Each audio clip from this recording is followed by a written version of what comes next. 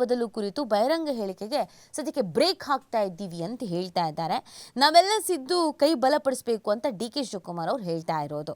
ಡಿ.ಕೆ.ಶಿ CM ಎಂದ ಇಕ್ಬಾಲ್ಗೆ notice ಅನ್ನು ಬೇರೆ ಕೊಡಲಾಗಿದೆ. ಕೆಪಿಸಿಸಿ ಅಧ್ಯಕ್ಷರು ಡಿ.ಕೆ. ಶಿವಕುಮಾರ್ ಅವರು ಸಿಎಂ ಆಗಬೇಕು ಅಂತ ಡಿ.ಕೆ. ಶಿವಕುಮಾರ್ ಅವರ ಪರವಾಗೇನೆ ಇಕ್ಬಾಲ್ ಅವರು ಮನವಿ ಮಾಡ್ಕೊಂಡಿದ್ದು, ಬೇಡಿಕೆ ಇಟ್ಟಿದ್ದು, ಮಾತಾಡಿದ್ದು, ಈಗ ನೋಟಿಸ್ ಕೊಟ್ಟಿದ್ದಾರೆ.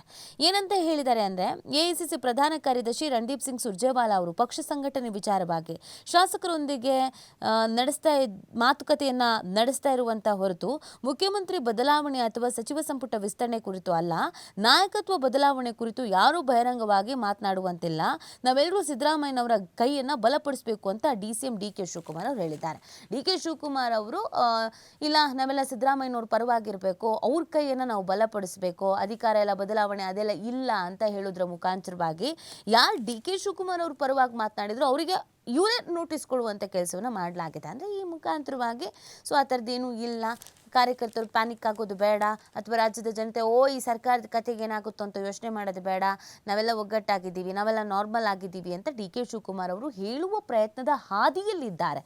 ಆ ಕಾರಣಕ್ಕಾಗಿ ನೋಟಿಸ್ ಕೊಟ್ಟಿದ್ದಾರೆ. ಅವರು ಕೆಪಿಸಿಸಿ ಅಧ್ಯಕ್ಷರು ಕೂಡ ಹೌದು. ಹೀಗಿರಬೇಕಾದ್ರೆ ಪಕ್ಷಿನಲ್ಲಿ ಶಿಸ್ತನ್ನು ಕಾಪಾಡಬೇಕಾಗೋದು ಕೂಡ ಅವರದ್ದೇ ಜವಾಬ್ದಾರಿ. ಅದರ ಜೊತೆಗೆ ಹೈಕಮಾಂಡ್ ನಾಯಕರು ಕೂಡ ಅವರಿಗೆ ಪ್ರಶ್ನೆ ಮಾಡ್ತಾರೆ, ಏನ್ರಿ ನಿಮ್ಮ ಪರವಾಗಿ ಬ್ಯಾಟಿಂಗ್ ಮಾಡ್ತಾ ಇದ್ದಾರೆ, ನಿಮ್ಮ ಕಡೆಯವರೇ ಮಾತಾಡ್ತಾ ಇದ್ದಾರೆ, ಅವ್ರನ್ನೊಂದು ಹದಬಸ್ತಲ್ಲಿ ಇಟ್ಕೊಳ್ಳೋಕ್ಕಾಗಲ್ವಾ ಅಂತ. ಅದಕ್ಕೆ ಡಿ.ಕೆ. ಶಿವಕುಮಾರ್ ಅವರು ಎಚ್ಚರಿಕೆ ಹೆಜ್ಜೆಯನ್ನು ಇಡ್ತಿದ್ದಾರೆ. ನೋಟಿಸ್ ವಿಚಾರಕ್ಕೆ ಸಂಬಂಧಪಟ್ಟಂತೆ ಅವರೇ ಮಾತಾಡಿದ್ದಾರೆ. ಡಿಸಿಎಂ ಏನ್ ಹೇಳಿದ್ದಾರೆ ಕೇಳ್ಕೊಬರೋಣ. ಯಾವ ಲೀಡರ್ಶಿಪ್ ಚೇಂಜ್ ವಿಚಾರ ಇಲ್ಲ, ಡಿಸ್ಕಷನ್ ಇಲ್ಲ, ಏನಿಲ್ಲ. ಅವೆಲ್ಲ ಯಾರು ನಾವು ಯಾವುದಕ್ಕೂ ಆ ಥರದಲ್ಲಿ ಯಾರು ಇಲ್ಲ. ನಮಗೆ 2028 ಇಸ್ ಇಂಪಾರ್ಟೆಂಟ್ ಫಾರ್ ಅಸ್. ಯಾವ ಇಕ್ಬಾಲ್ ಹುಸೇನ್ಗೆ ನೋಟಿಸ್ ಇಶ್ಯೂ ಮಾಡ್ತೀನಿ ನಾನು. ಅವನು ಯಾರು ನನ್ನ ಸಿಎಂ, ನನಗೆ ಯಾರು ಸಿಎಂ ಆಗ್ತೀನಿ ಅಂತ ನಂಗೆ ಹೇಳೋದು ಅವಶ್ಯಕತೆ ಇಲ್ಲ.